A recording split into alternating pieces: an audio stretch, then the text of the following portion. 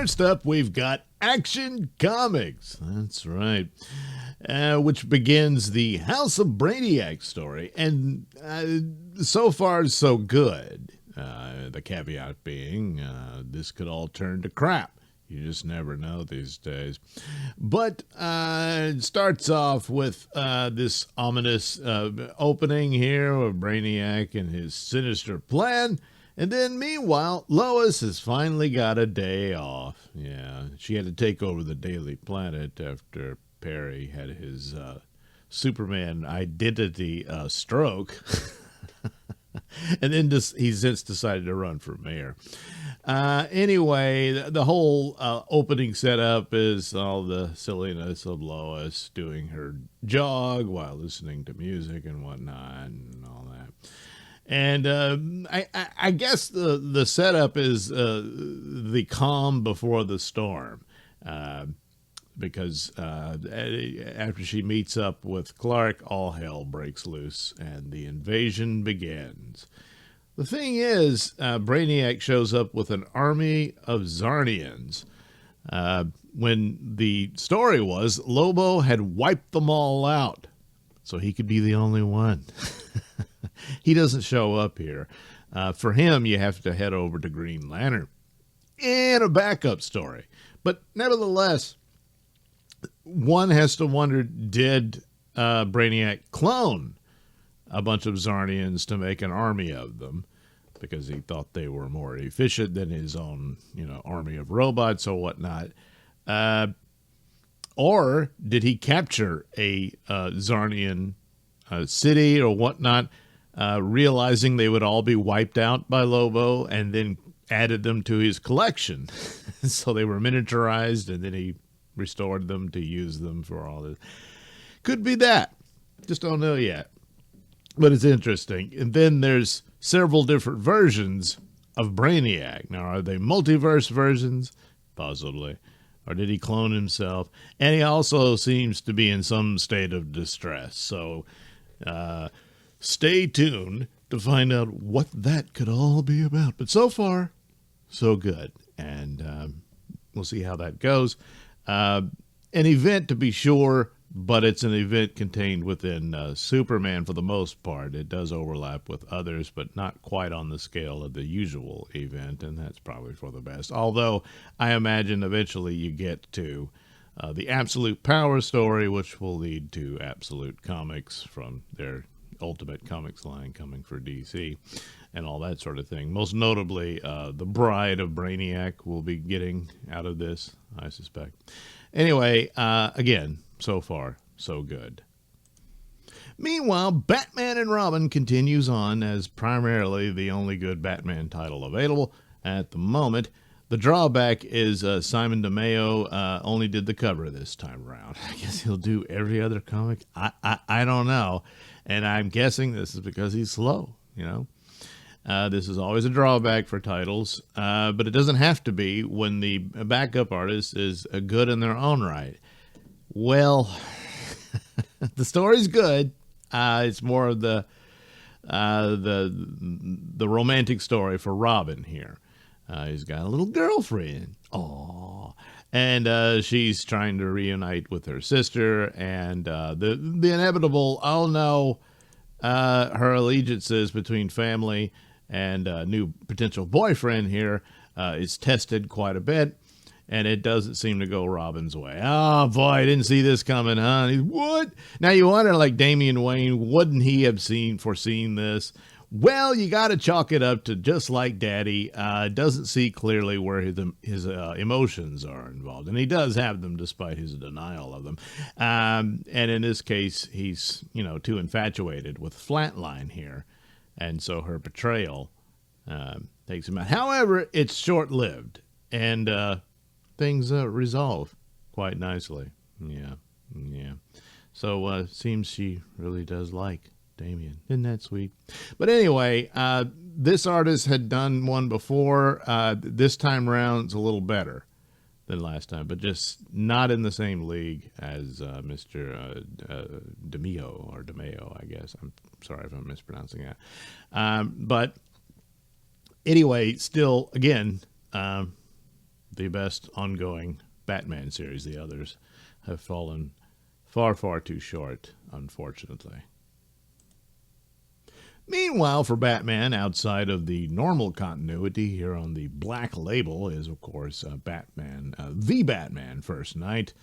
It looks cool, and it has a lot of great atmospherics, and it's an interesting, retelling of the Golden Age era of Batman in his very, very early days, and taking aspects of that, including the Monster Men story, reimagining it, Julie Madison, of course, and then, hey, his car's red again. Isn't that Bruce Wayne's car? Yeah, well. Another montage of newspapers and whatnot, although since these would be relatively new issues of these papers, I wouldn't think they'd be that aged, But anyway, so the art is excellent. At the same time, it has a lot of photo reference here. Not just reference for drawing. I suspect these are just, darkened and, photoshopped in. But anyway, overall, it fits the mood and works out. So the cliffhanger for last time was, oh no, Batman was in the electric chair. What happens? How can he possibly get out of this one? Well, they do have an explanation for it. I'm no electrician, certainly when it comes to the electric chair. So I guess it's credible enough. Plus, there's his suit. How do we know that his, mask isn't lined to protect him or what? So there he goes. He's walking down the hallway, it delves more into this business of the Monster Men and what's going on and who's behind it. And a mystery man is known only as the Voice, and that's in keeping with a lot of the serials at the time. What had these villains who were behind it all and would send things out, and it works well for it. There's no Alfred, so I'm guessing that the rabbi character is to take the place of Alfred. And, of course, in the original stories, again, reimagining this, he could have had an Alfred, but it wasn't the case at the time. He was completely by himself. And now he's leaning on this rabbi character, which is fine in and of itself in a lot of ways, but the rabbi is just there to remind you that he's Jewish and he escaped the Holocaust. Now, granted, in the time period, it would come up, but it seems that's all he's there for, as this stand-in Alfred, and to remind you of things you already know. It's... I don't know why he did save him in one instance in a strike of friendship, and I thought that would be more of a solid thing to go through for it. And he's a helpful guy in the town and everything. He's helping out people who are suffering of the depression and all that. And Batman again strikes up even a more dependent relationship on him because of the troubles he's suffering here. The rest of it ends on the idea of guns with Batman. And this is one of those things that comes up all the time. And the more realistic you place Batman in, the more realistic situations you place him in, it becomes ridiculous to suggest that he would never use a gun. It just is.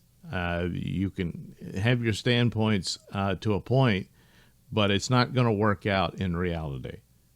This is the business he's put himself in, and he would not survive that. What kind of suit is this? Is that tight and yet it's able to be bulletproof? It doesn't appear to be.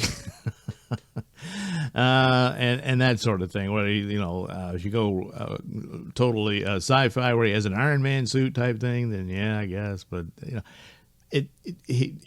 that's the deal. If you keep it more in the fantastic of the more cartoony world, then fine. He doesn't ever use a gun. But this strange, almost religious fetish for the use of firearms in the war that he's put himself in, it just doesn't work any other way. So, but that's how it's going to go. But anyway, mood and atmospherics top notch, and all that looks great, and it's very intriguing. So, but it is out of continuity, so that's why I don't counted as, hey, this is the other great Batman title in the sense of the ongoing Batman titles. Batman and Robin are the ones who hold the top title for that, in my opinion, for the moment. But anyway, First Night's not that bad of a read. It isn't. So, it's interesting to see where it goes.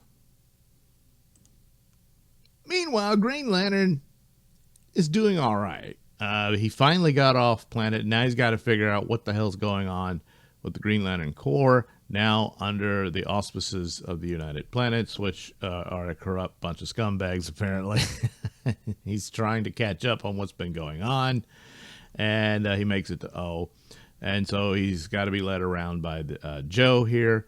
And, of course, most of it is he's wrong, he should listen to her, and that kind of thing. And it's not done overtly to the point the way it's normally done in this era we live in. But it's hard to ignore it completely due to, just the irradiated landscape thanks to woke fallout. Even though within the narratives of it, it's still fairly sound. He's trying to find out what's going on.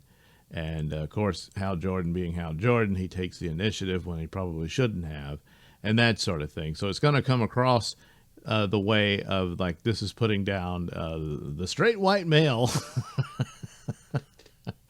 And it could very well be in some senses of it, but it's still, a cohesive narrative in the overall story. Now you get to this scene where there's been a little bit here and there about Kyle Rayner, and yet here he's completely broken.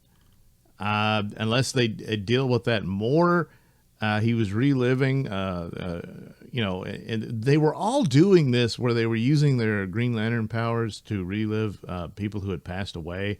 Jon Stewart's doing that with his sister being a babysitter, his dead sister being a babysitter for his mother who's in the throes of dementia.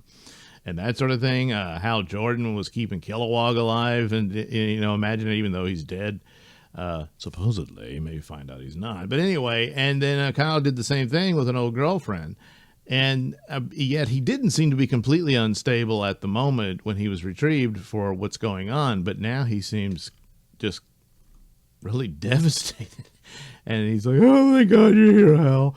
This sort of thing. If there's another story, they delve into what's happened to him since the last time he was shown, then I guess you can give some more credence to this. But, So anyway, but then there's moments of Hal taking charge and whatnot, because look, he's Green Lantern. What do people think? It's Hal Jordan. That's the way it is. You can make as many Green Lanterns as you want. I think they should add more aliens or get back to the aliens they had a lot more. But it's Hal Jordan. That's the way it is. So anyway, so far, so good, more or less.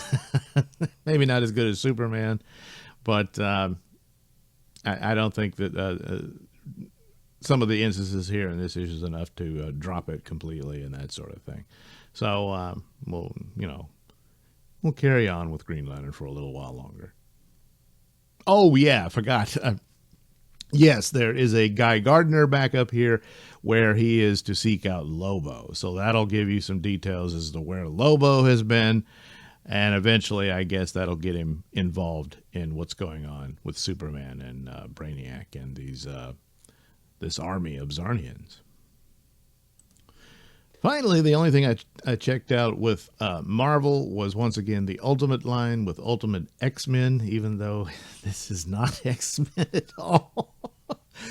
But it's interesting. However, this is not going to win over hardcore X-Men fans, especially the terrible treatment that X-Men has suffered for years now at Marvel, and it doesn't look like there's any relief coming soon. This is outside of the normal continuity, of course, and it's this strange story that I have to admit has me somewhat intrigued. And the only thing X-Men like I can compare it to was the FX Legion show, and that's about it. And not just because it appears the main villain here is Shadow King. I don't think this is supposed to be a new version of Storm, but hey, who knows? But there's just, I guess it just gets the title X-Men to say this is how they're going to work out X-Men now in this new revamped Ultimate line. But it's very, very odd. But interesting, you know. So the girls go to a haunted, abandoned school, and there's someone there and that sort of thing. And hey, you know, things happen. And as the story unfolds, I assume it explains itself. Otherwise, it's a failure. But other than that, it has a solid narrative to it and an approach and presentation. But again, this really isn't X-Men. So I can imagine if you are a hardcore X-Men fan, you probably are passing on this. I've always respected the X-Men, but I've never been that big of a fan of them. You know, I was much more of a fan of Spider-Man primarily when it comes to Marvel, and Fantastic Four and the Avengers. But anyway, I am intrigued, so I will stick with it for the time being. And there you go. That's the comics I dealt with this Wednesday. Well, the week preceding this Wednesday. I'll delve into some more, and we'll revisit on those issues next time for Mr. Nailsin's Wednesday Comics.